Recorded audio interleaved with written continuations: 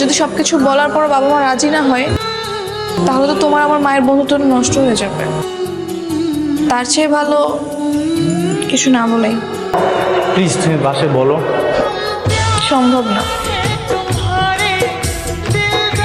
Hello, এমন তুই কোথায় রে? এই তো ক্যাম্পাসে। বলো। ও আচ্ছা শোন, আমার বান্ধবীর ছেলে ওনাকে তোদের ক্যাম্পাসে পড়ে। হ্যাঁ, কেন?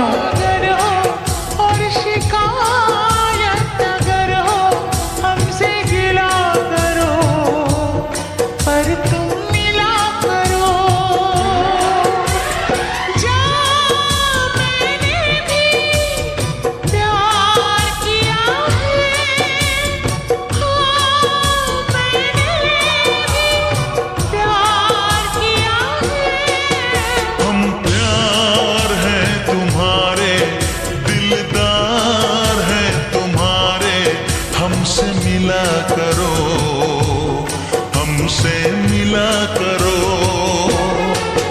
कोई शिकवा अगर हो और शिकायत अगर हो हमसे गिला करो আমার তো বিয়ে হয়ে যাচ্ছে। সেটা তো জানি, এটা তো খুশি হওয়ার কি আছে? আমাকে দাওয়াত দিতে চাচ্ছ?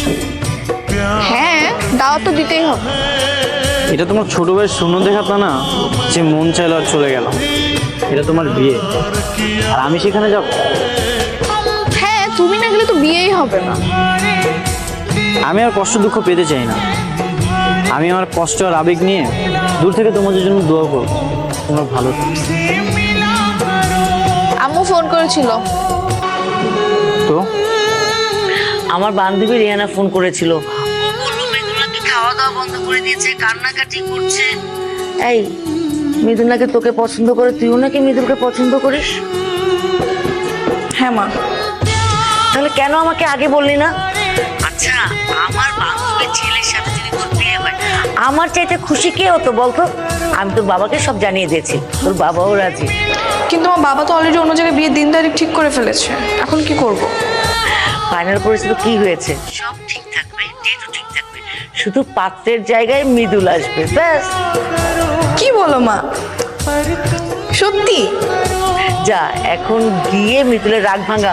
ওনাকে কান্নাকাটি করছে, খাওয়া দাওয়া বন্ধ করে দিয়েছে। আচ্ছা ঠিক আছে, থ্যাংক ইউ। ওয়েলকাম। যা এবার মৃদুলের রাগ ভাঙা। সত্যি? হ্যাঁ। আমার মা আমাকে নিয়ে এত ভাবে?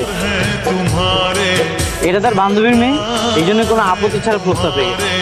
নাহলে তো অন্য কারোর কাছে আমাকে ধরে দিত। সত্যি কি আমার রাজকন্যা আমার হতে যাচ্ছে? হ্যাঁ রে বাবা, সত্যি। कोई ইয়েস! शिकवा अगर हो और शिकायत